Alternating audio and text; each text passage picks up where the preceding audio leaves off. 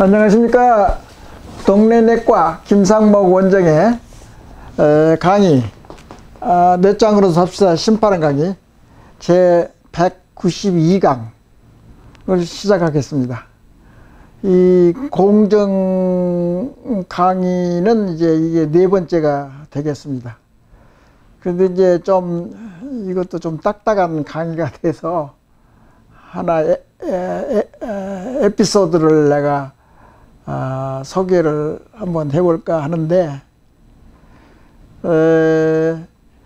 지금 국민의힘에서 일하고 있는 옛날에 그 제주도 도지사 원혜룡, 그분이 이제 그 부인이 정신과 의사예요.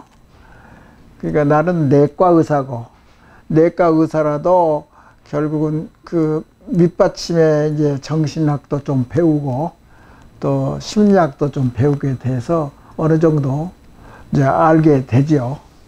그리고 나는 나이가 있기 때문에 이제 일본이고 이제 중국이고 미국이고 그 광범위하게 경험을 했고, 그래서 그 사회에 또 많이 부딪히고 살아봤기 때문에 그런 이제 경험이 있고 내가 흥미롭고, 그러지만은 그 원혜룡 도지사의 사모님이죠. 그러니까 부인이 이름이 강윤형.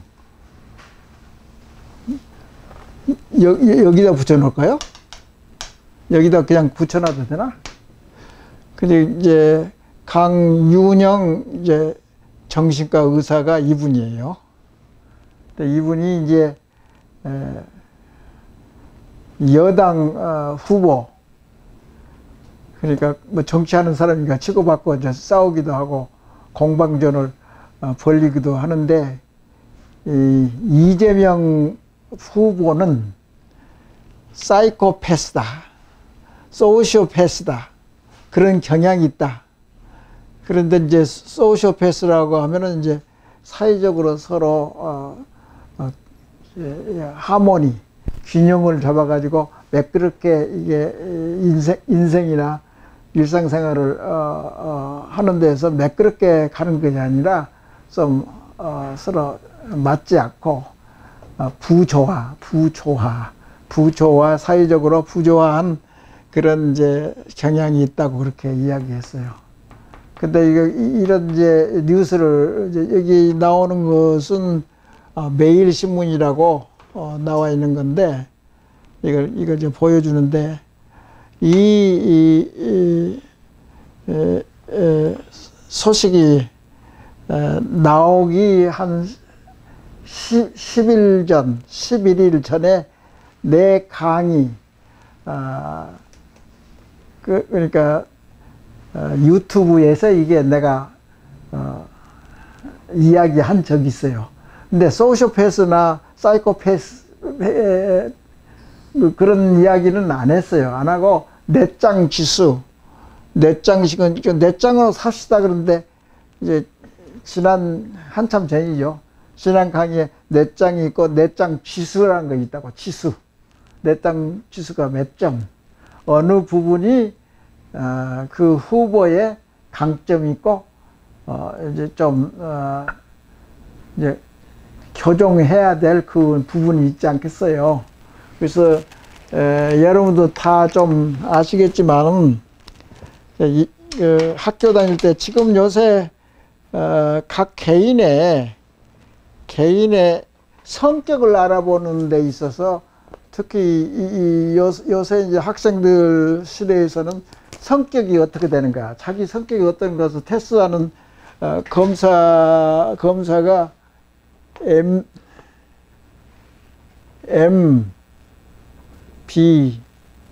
MBTI라는 그런 성격 검사를 하는 거죠. 그래서 자기가 내향성인지 외향성인지 성질이 말이죠. 또는 이제 사고형인지 행동파인지 뭐 여러 가지 이제 검사를 4가지를 정도 하는데 거기에 이제 성질이 어떤가. 여기는 이제 마이어스 브리그스라는 이제 정신과 의사인지는 모르겠어요. 그러면 이제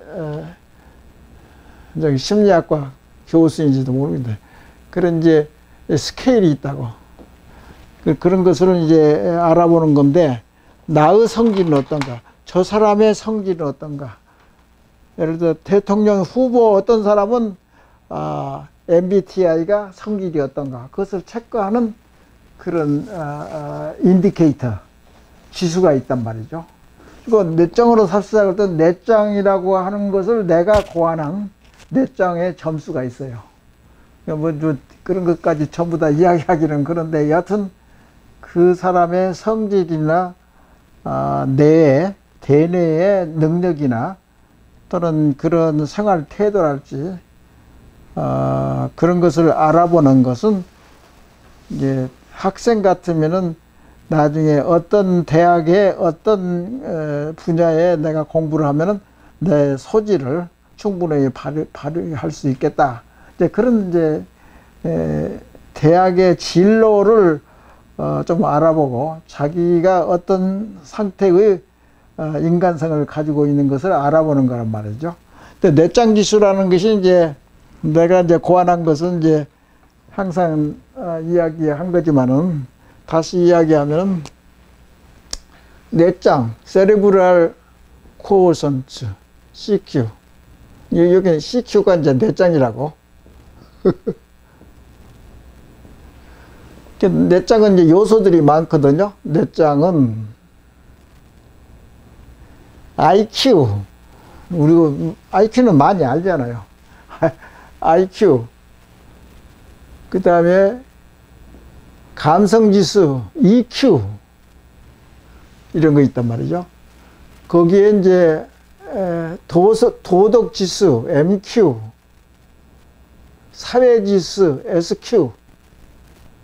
우리나라에 요건 내가 이제 만들어내는 이제 요소가 뭐냐면 PLQ, L, PLQ. 요것은 이제 삶에 대한 역동성, 부지런히 살고, 그 다음에 인내심이 강하고, 추진력이 강하고, 끈기가 있고. 우리나라가 이게 세다고, 아주 세다고. 그런 거 있고, 그 다음에 창조력. 창조는 이제 제4차 산업에 의해서 창조력이 중요하기 때문에, 이 창조술은 이제 새로 나오는 이제 학생들이나 교육에 아주 중요하죠. 그러니까 이것은 우리 부모 세대들이 가지고 있는 강한 삶의 태도, 잘 살아보자는 이제 이 추구력, 도전력, 이런 것이 우리나라가 세다고요. 그런데 그 여당 대통령 후보에 대해서 많이 이제 매스컴을 통해서 내가 알고 있는 한에서는 이분은 IQ가 좀 높은 것 같아요. 근데 확실하게 내가 그분을 테스트한 거지만은, 매스컴에서 나온 그런 사실들을 종합해 보면은 또 이제 IQ가 좀 좋은 것 같아요. 그 다음에 EQ, MQ, SQ는 그저 그래요. 이것은 조금 올라가 있을 거예요. 창의력은 잘 모르겠고. 그러니까 이 후보자는, 여당의 대통령 후보자는 IQ는 좋고 PLQ는 좋은데 이게 조금 문제라고. 이게 다운이 됐던 거. 요건 다 올라가 있는데, 이것이 좀 모자란 것지 않는가, 불안정하지 않는가. 그래서 사실 우리 병원의 환자들한테 서베이도 해보고 이제 조금 의견을 물어보고, 그래서 그분은 머리는 좋은데 성격이나 인격이나 인성이 좀 문제가 있는 것 같다. 그렇게 이제 판단을 했어요. 굉장히 맞는 것 같아요. 그러니까 이것을 내가 발표했을 때 10일 이후에 이 정신과 의사님이 이제 또 다시 이제 소시오패스라고 사회적으로 조금, 그 사회적으로 뭐냐면 SQ, 사회 지수가 SQ거든. 이것은 서로 다 같이 중요한 요소들이라고. 또 이건 IQ는 좀 다른 지적인 머리가 좋고 말하는 것이 뭐 하고 판단력이 좀 빨리빨리 할 수 있는 그런 인격이나 그런 사람이 이제 IQ는 높은데 인품, 인격, 인성, 또는 이제 품격, 이게 문제이다. 근데 이건 PLQ는 역시 그분이 항상 사람이라는 것은 이제 우리가 인생에 대해서 공부를 해보면은 난관이 많이 있는 사람이 어렸을 때부터서 배고프고 가난하고 좀 결핍이 있고 마음에 상처가 있는 사람들이 잘 이게 극복을 하게 되면 그런 면에서 아주 특출한 우리 대한민국의 이 성질 중에서 투지력, 인내력, 참고 열심히 살고 그런 것 말이죠. 그런 것이 많이 발전된 사람이 아니냐. 그래서 그냥 내가 경험했던 바를 내가 이 사진을 통해서 내가 이야기를 하는 겁니다. 근데 그것이 나쁜 것은 아니에요. 머리가 좋은 것은, 우리나라가 항상 머리 좋다는 것은 좋은 반응이 있잖아. 그러지만은 그래서 그분이 머리는 좋은데 인품이 좀 문제가 있는 것 같다. 그것은 아주 그분에 대해서 좋게 평가하는 점이 있어요. 그런데 한편 야당의 대통령 후보에 있는 경우는 내가 타치를 안 했어요. 내가 정신과 의사도 아니고 함부로 또 이야기했자 그건 뭐 나중에 이런 것은 있는 것 같아요. 역시 인간은 환경에 상당히 많이 이제 좌우가 되는 것이 있기 때문에 환경적으로는 자기 부모가 이제 교수 출신이고 그 어느 정도 잘 살고 그리고 우리나라 최고 학부도 나오고 또 같은 변호사 출신인데 여튼 어떻게 됐든지 이제 배포가 있단 말이잖아. 배포가 있다는 것은 이게 뭐 이제 배짱이 있다든가 그런 것도 좀 통할 수가 있는 면인데 여튼 좋은 점도 있고 그래요. 그래서 배짱이 조금 높은 수준이 이제 넷짱이 아니니까. 그러니까 그 정도만 해서 내가 사람을 평가를 한번 해보는 거죠. 아마추어 수준에서. 그러니까 좀 오해가 없도록 조심스럽죠. 사실 일반 동네 내과 의사가 대통령 후보의 성질이나 인품이나 그런 것에서 함부로 평가를 한다는 것은 좀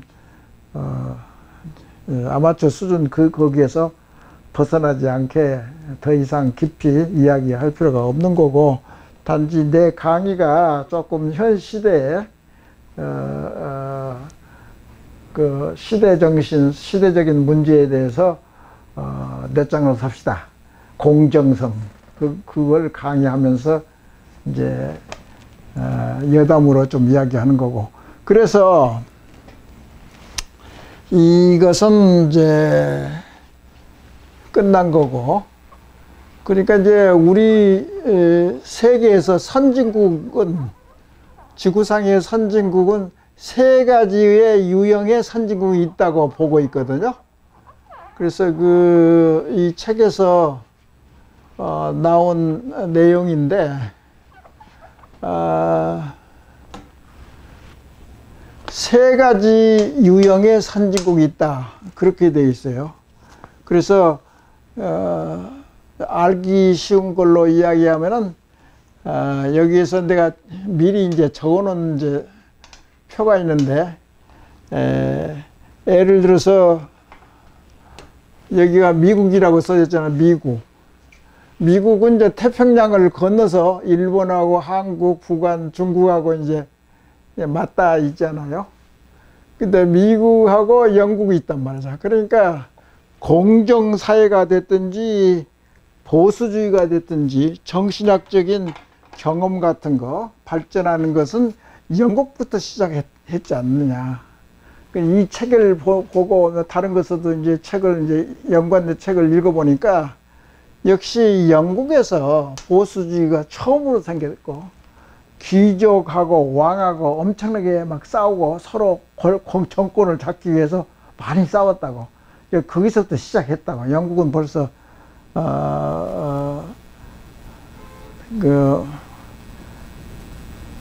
그런 것은 13세기, 14세기부터서 왕하고 귀족하고 막 싸운다고 서로. 그러니까 예를 들어서 나중에는 어떻게 되냐면은 국회가 생기고 국회에서는 이제 국민한테 세금을 많이 이제 매기면은 의회의 동의를 얻어야 된다.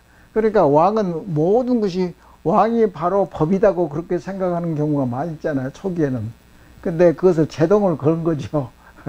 군대를 동원하면은 그것은 나라에 돈을 쓰기 때문에 왕이 너 혼자 결정하지 말고 의회의 동의를 받아야 된다.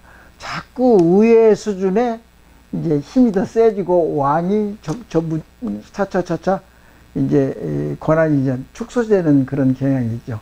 우리 대한민국의 조선시대에도 그랬잖아요. 초기는 왕 혼자 왕권파가 있단 말이에요. 왕의 모든 권력을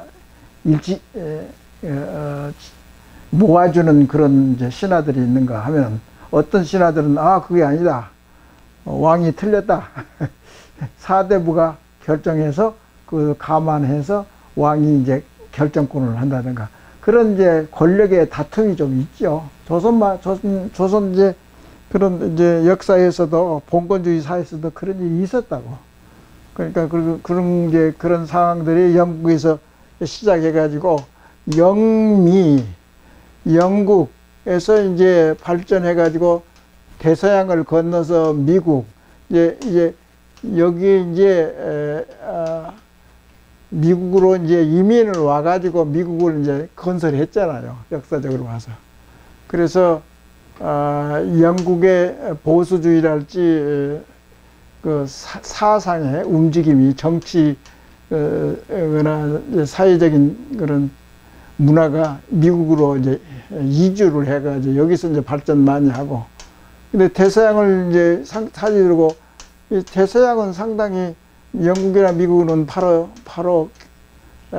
이게 바다 건너기 때문에 가깝게 느껴질 수가 있단 말이죠. 그리고 일본이 이제 거기 이제 같이 가거든 이게. 그래서 공정에 대해서도 또 민주주의에 대해서도 거의 같은 패턴. 일본하고 한국도 거의 비슷하고 한국하고 미국은 이제 비슷하고.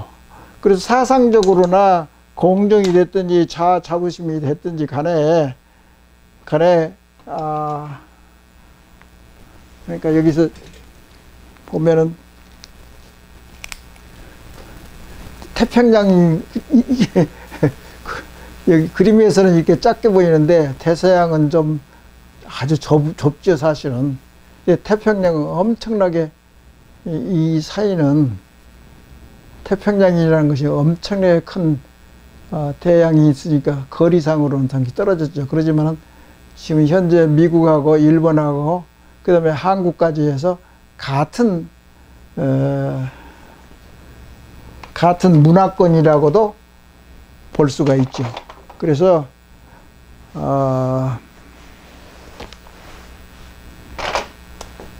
여기는 이제 러시아하고 중국이 러시아에서 이제 사회주의 공산주의가 이제 발전하고 북한까지 영향을 미쳐서 그리고 이제 이게 사회주의 공산주의의 이제 국경이 이렇게 되는 거나 마찬가지죠.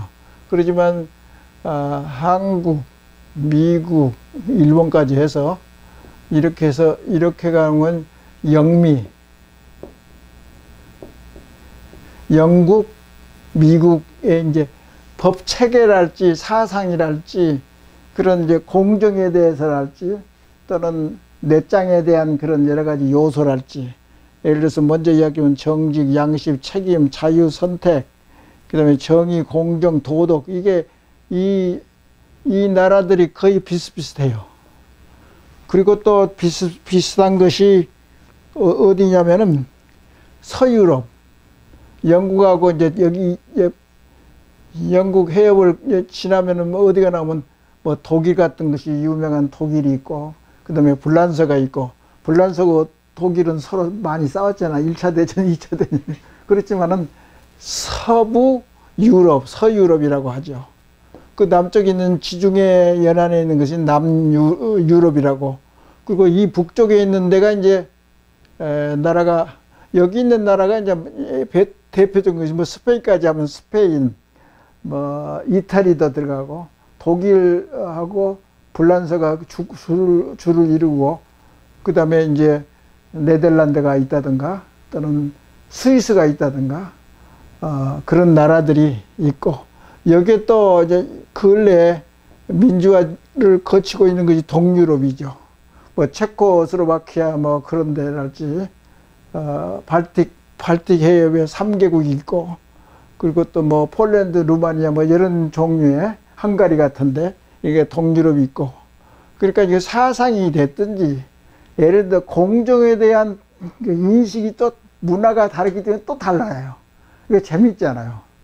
그러니까 우리나라를 제대로 알려면은 미국이나 중국이나 러시아, 북한의 사상을 공부하는 거나, 또는 우리나라가 일본도 미국도 영국이나 서유럽을 배우는 것도 결국은 여러 가지로 그런 것을 생각해 보면 이제 이 선진국 패턴이 세 가지가 있다면은 북구 유럽에 선진국이 있어요.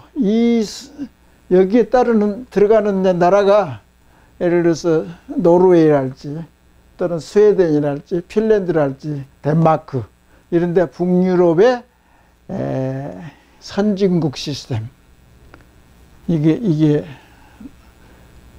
1번이고, 두 번째는 영국하고 영미가 이제 두 번째라고 생각할 수가 있죠.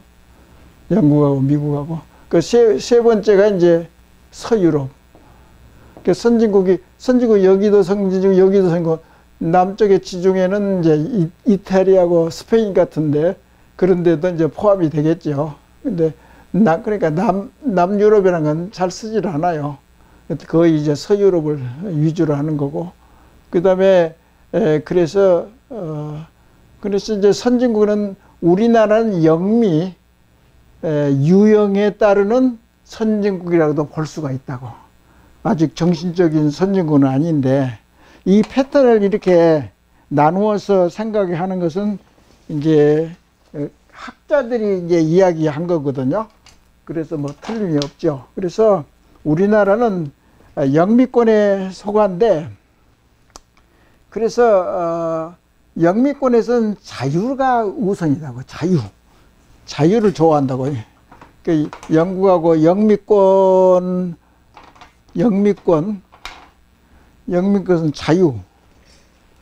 자유를 좋아한다고. 자유. 선진국 중에서 자유. 근데 북부 유럽은 사회복지. 여기는 사회복지를 좋아한다고.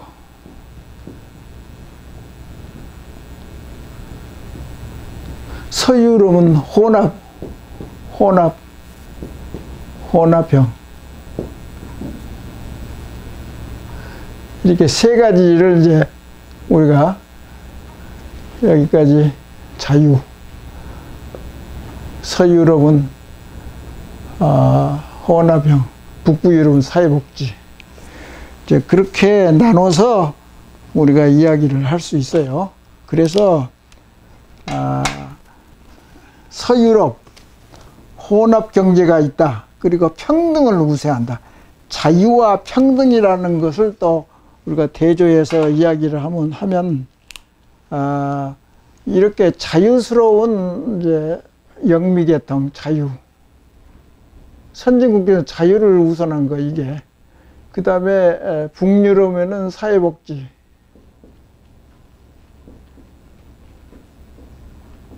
이 사이에서 왔다 갔다 한다고. 그러니까 복지사회를 우선으로 하는 선진국이 있고, 자유를 강조하는 이제 영미권의 선진국이 있고, 이것도 아니고 저것도 아니고 혼합형이 중간에 있는 거죠. 그래서 왜 이것을 자세히 또 분류를 해서 이야기를 하는 이유는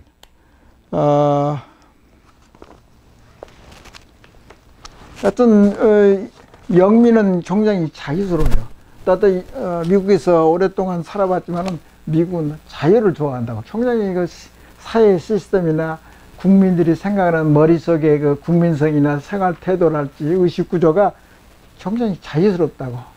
그래서 자유스럽게 이제 발전하는 그런 선진국이기 때문에 이제 뭐 예를 들어서 신문사를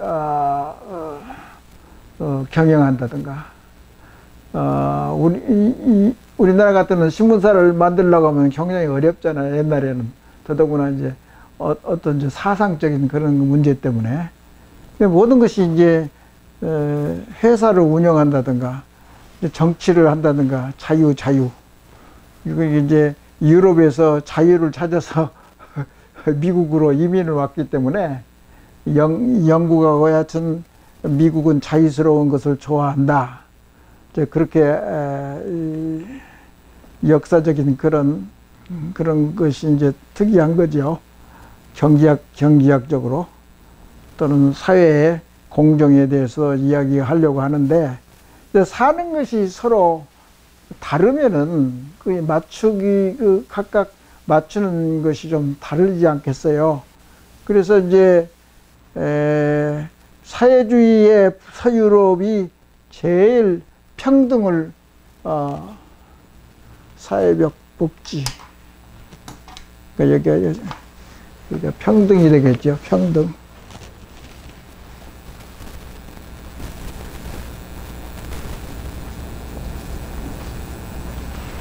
그러니까 그러니까 스칸디나비아 같은 데 북유럽은 평등을 해서 잘 사는 사람하고 못 사는 사람은 거의 이게 차이가 많이 나질 않아요. 그래서 여기서는 지니 지수가 낮아요, 굉장히.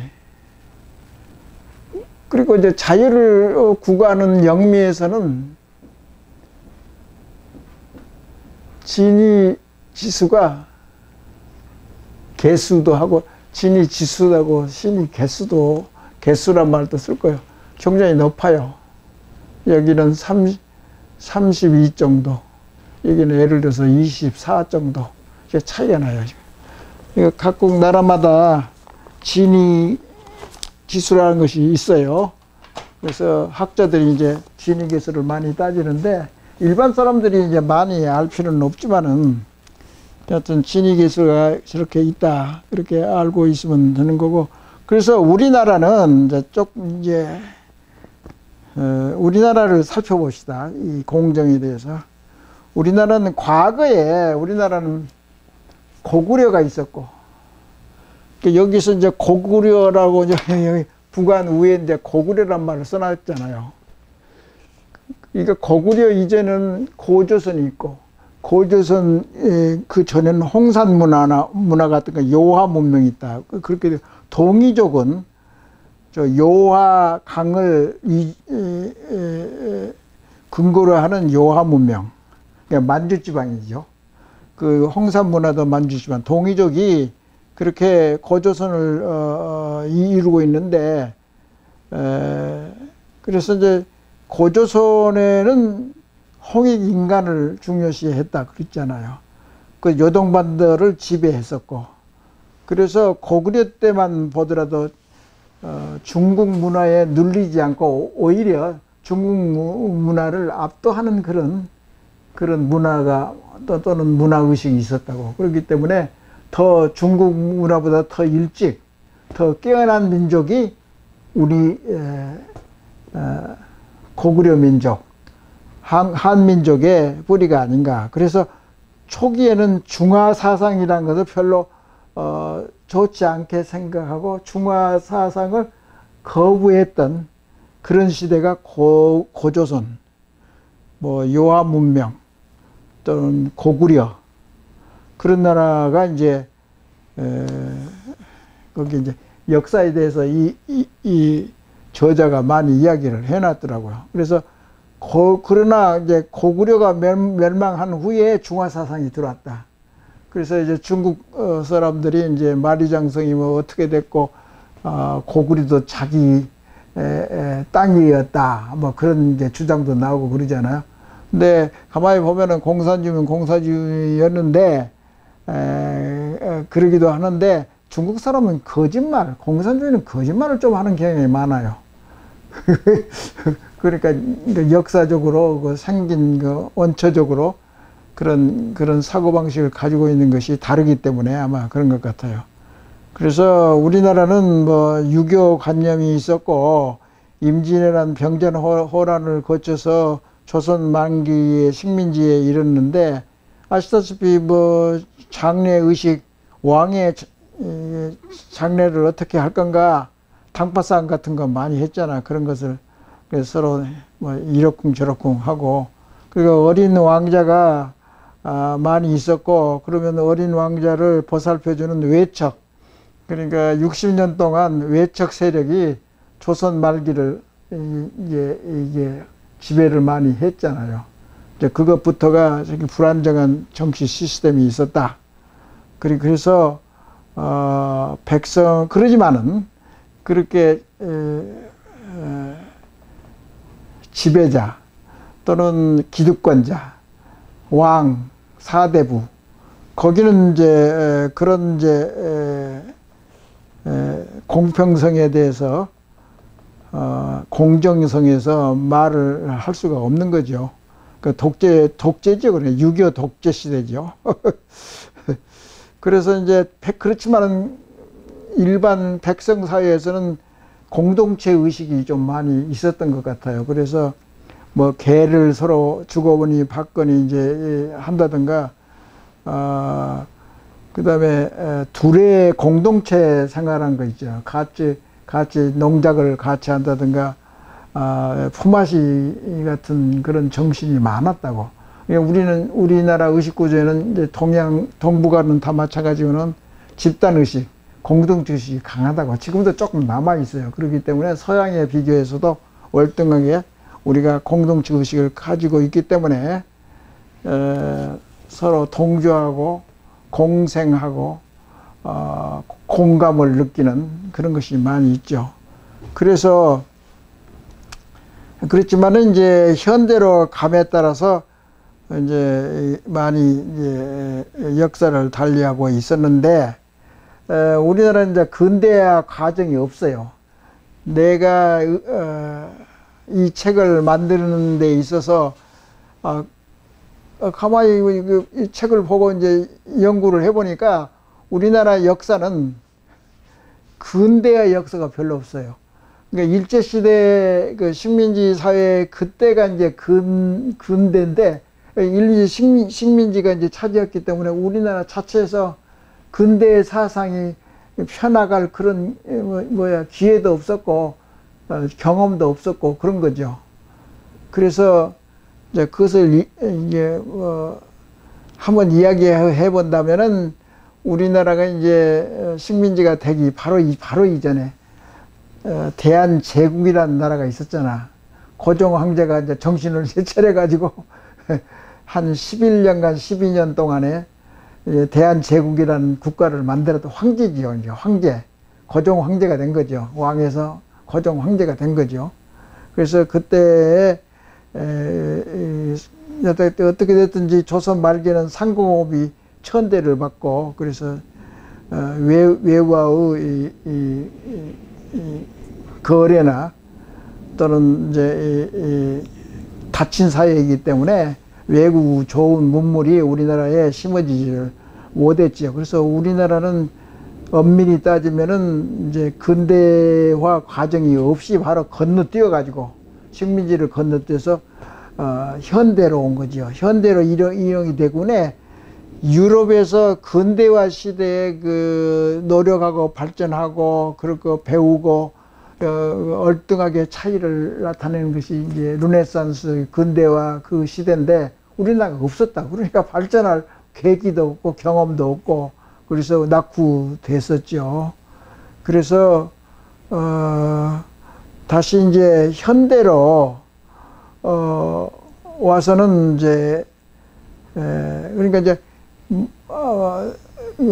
고구려나 고조선에는 우리나라의 자부심이 아주 강한 때였어요.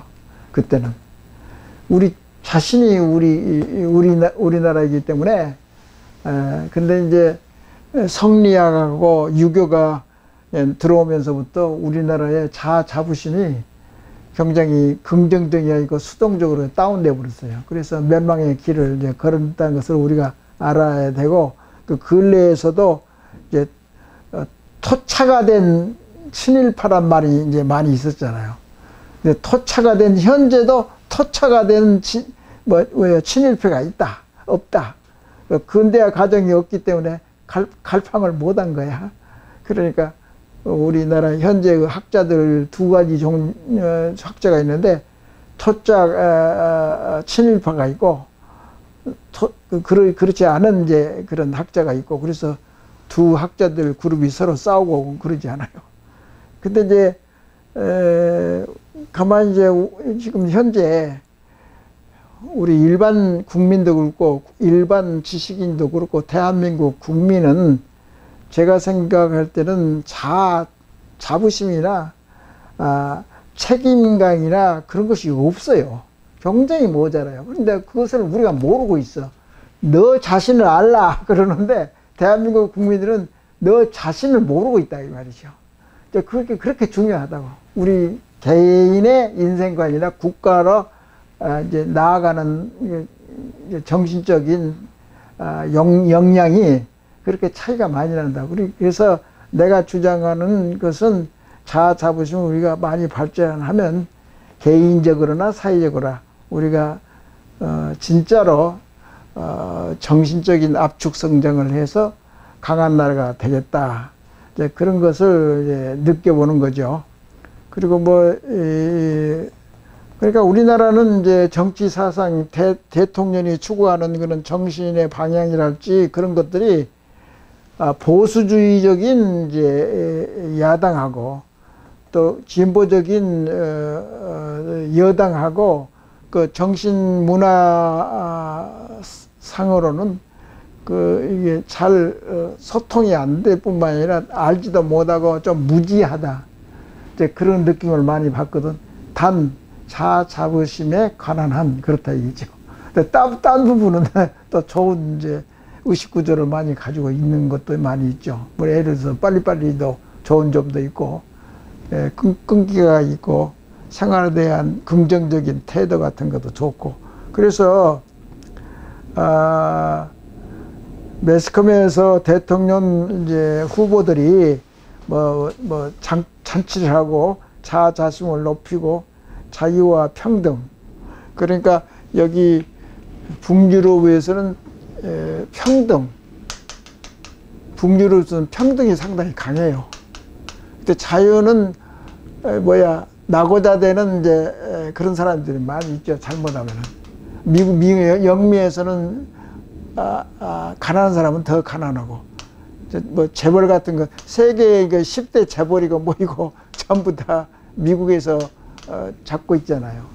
이제 일시적으로 중국 이제 재벌가들이 좀 있었지만은 하여튼 세계적인 부자는 전부 다 영미계통 거기에 이제 뿌리를 받고 있어요. 그래서 그러면 이제 결국은 나중에 또 이야기는 하지만 간단해요.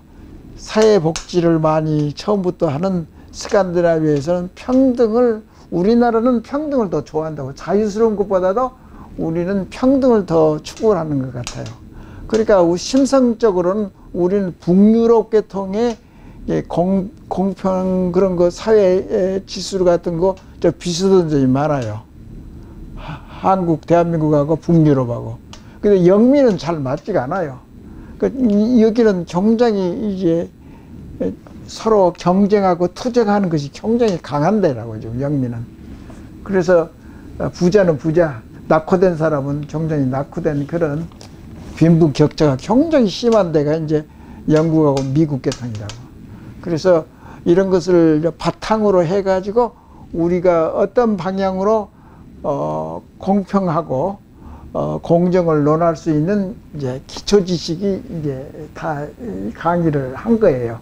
그래서 다음 강의는 이런 기초 하에서 기초 지식 하에서 우리나라나 현재 우리가 나아갈 방향을 이제 하나씩 짚어가는 거죠. 왜 그러냐면 공정 그 자체도 그렇고 모든 이제 이런 분야의 자부심도 그렇고 다 서양에서 르네상스부터 또는 그 후에 100년 전부터서 일어난 학문들이거든.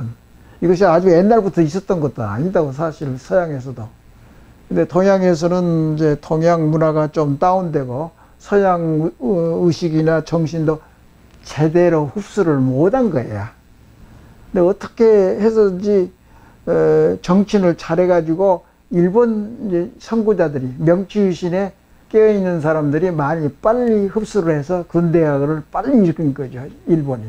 그런 차이인데 앞으로도 깨이면 더 남아있다고. 그래서 일본이나 중국이나 우리나라가 누가 더 잘하느냐. 그러면 지금 우리가 어떻게 하느냐에 따라서 많이 달라질 것 같고 이런 그 자부심의 원칙에 의하면은 우리나라가 굉장히 그 세 나라보다 더 월등하게 더 잘할 수 있는 그런 기회가 왔다고 생각이 돼요. 그래서 우리 다 같이 머리를 맞대고 공부하고 경험하고 체험하고 그래서 이런 것에 대해서 신나게 신나게 내 짱으로 삽시다 이제 그런 건데 여튼 그런 거 모르는 분야에서 우리가 자꾸 탐구하고 이제 밝혀내면은 또 재미가 있지 않는가 그렇게 한번 생각을 해보는 겁니다. 오늘 강의는 두서없이 이걸로 마치겠습니다. 감사합니다. 네.